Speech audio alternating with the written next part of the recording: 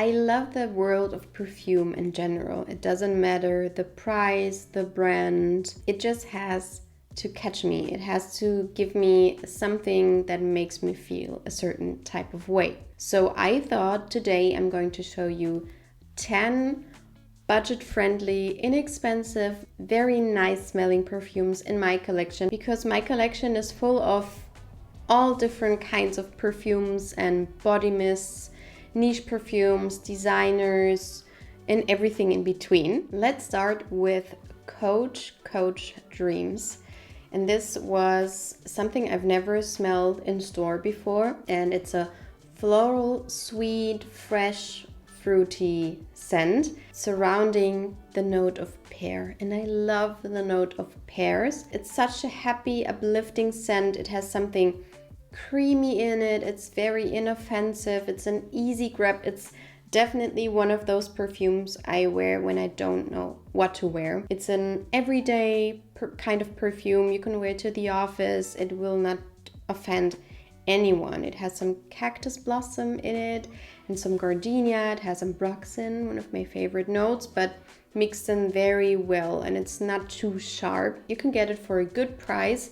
And what I like about it is that the performance is good, because a lot of the perfumes I wear that are similar to this don't have the best performance, but this one has a good performance and the sillage is okay too. Let's continue with the quite obvious one, but I have to tell you about it because I love it as much as everyone else. This is Rich Warm Addictive by Zara, and this is one of the male targeted perfumes. It's lovely. It's such a sweet, creamy, but still fresh gourmand with some spicy touches to it. It has such a big niche quality to it. It's amazing. Also because a lot of Zara perfumes are based on other perfumes, and at least I do not own or know any perfume that smells like this or similar to it. It's such a beautiful fall and winter perfume. It's so cozy, doesn't give me a headache, it's not too heavy and too strong. Doesn't have the biggest performance of all, but for a Zara perfume, it has quite a good longevity and sillage. And this is a perfume surrounding vanilla, rum, and white peonies, but it definitely has something spicy in it and something very milky, creamy, which makes it super unisex. Let's continue with a gourmand, and this is a body mist actually. It's the Brazilian Korres Cheirosa body mist, and I have to say a lot of them are very, very good. And the performance is also very good, not like a typical body mist.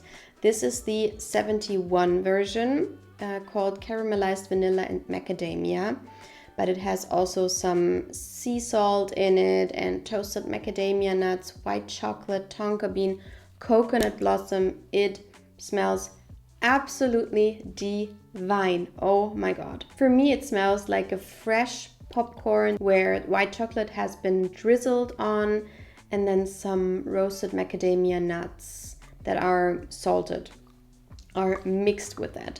It's so delicious, so yummy. And I don't really love too gourmand, like literal gourmands. For me, they are a lot of times too childish, or it's just too foodie, and it has to have something so it's in balance. And this doesn't really have it. At least I don't know about it, but still it's not too much, and it's just so beautiful. I've used a lot of it and I can't wait to wear it in the next fall. Next up we have Philosophy, and basically all of their scents. I think a lot of their scents are very nice. This in particular is Amazing Grace, and this is a very floral, fresh, little bit powdery scent surrounding freesia. It's definitely a freesia perfume. It has a very bright and light citrusy top with bergamot, grapefruit, mandarin orange. Then it has some beautiful flowers in the mid, roses, jasmine, and freesia, as I said, and a base of musk, and you can definitely smell the musk. I've used quite a lot of it in the first spring I got it. For me, this one is not as easy to wear as this one, and I don't think I would blind buy it again, but still I like it. It's just that this one is a little bit more elegant and mature than this one, because this is not powdery and it is more fruity, a little bit like a very, oh my god, a little bit like a very nice smelling shampoo. And this one definitely has this very elegant perfume character to it because of the freesia. The next brand I want to recommend you is Pascal Morabito, but I haven't smelled any perfumes other than this one, but I've heard great things about the perfume house in general, and I have to say I like this perfume a lot. You can't really tell, but I've worn this quite a few times in the last 2 years. I bought it because it's supposed to be a very nice appley, cinnamon, Christmassy type of scent, and it definitely is. It's very spicy and smoky, a little bit woody, and it is definitely unisex, but because of the apple, it makes it quite sweet and more interesting and a lot more unisex. I think if the apple would not be in there, it would be too masculine leaning. It has a little bit of a leather note, but I can't really detect it, fortunately, because I don't really like leathers in a lot of scents. It has beautiful iris note and frankincense in the top. It's just like a very Christmassy, cozy scent. It's similar to Divine Vanille from Essential Parfums or Herod by Parfums de Mali, those type of scents. But those type of scents are more strong, and this one is a little bit more subtle and not as strong when it comes to performance or sillage. But actually I think I like that, because it would be too much for me, and maybe I would get headaches if it would be too strong. Then we have Caron pour un homme de Caron, eau de toilette. Definitely doesn't wear like an eau de toilette. It's quite strong. This is a lavender bomb mixed in with a very creamy vanilla, some amber, and a fluffy musk. This is beautiful. It is definitely unisex. I would not say this is very masculine leaning, although lavender is traditionally seen as masculine, but I personally love the note of lavender and the color of lavender. But it's such a nice scent that I would love women to wear it as well. It's very sweet and green, fresh and floral at the same time. It's just very interesting, and I've never smelled something like that before. You can get it for a very good price, and as you can see, both my husband and I wear it, and we wear it a lot. Especially as a bed scent.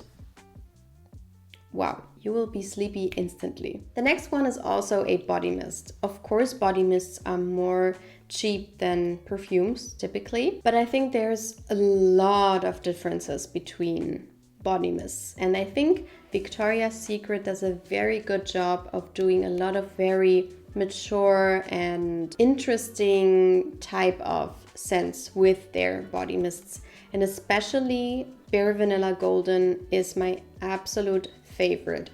It has sugar tonka in it, orchid blossom, and bare vanilla at golden hour, it says. This to me is a very good alternative to Eau d'Huile by Diptyque, the Eau de Toilette, but it's more smooth and creamy and subtle.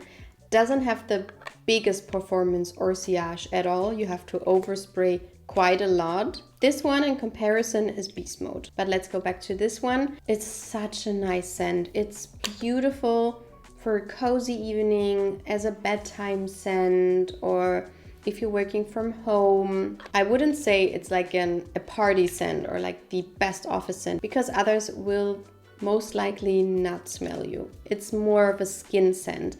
But for that, it's just the most beautiful skin scent ever. It's a vanilla. It's a very creamy vanilla. It has some green and spicy notes to it.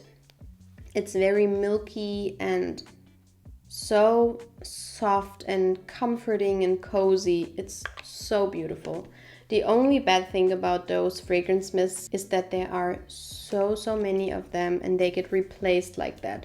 I think I bought this one and then 1 month after it was gone. So I think you have to look out for sales from Victoria's Secret or be very quick with new editions. This next perfume is perfect for summertime. It's called Kyma by Korres, and Korres is a Greek brand that makes beautiful body care products. I've loved their lip treatments for a long time, their shower gels and body creams.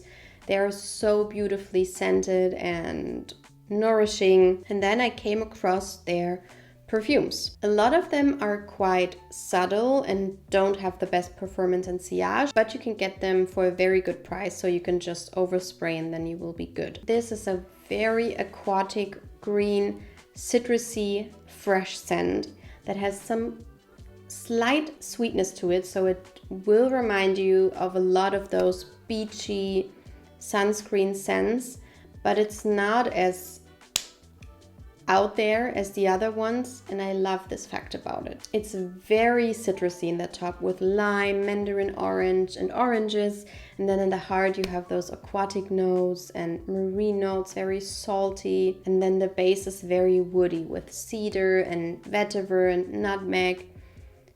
You have those spices, but just in the background. They are not as loud as they can be sometimes. It's definitely unisex. It's such an easy summer scent, and I also love the bottles, and when you turn around you will see that there's a poem on there, which I think is such a nice touch. The next one is from 4711. It's called Aqua Colonia Matcha and Frangipani, and this was a blind buy because I love tea notes, as you maybe know, a lot. And I saw this one, it was such a great price, so I had to grab it.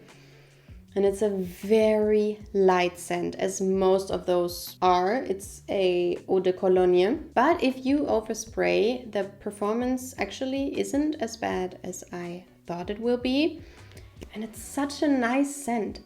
It is surrounding matcha, but maybe like a matcha iced tea, and then some very creamy, slight powdery frangipani, which gives it this holiday beachy vibe, but still the matcha is a little bit powdery green, so the balance is just perfect. It's such an easy grab for me. It's so refreshing, gives me a lot of energy, and I love to wear it in summertime. And the last one is L'Occitane's Verveine Menthe, or Mint Verbena in English. This is a classic. The Verbena one in particular from L'Occitane is a very classic scent from them.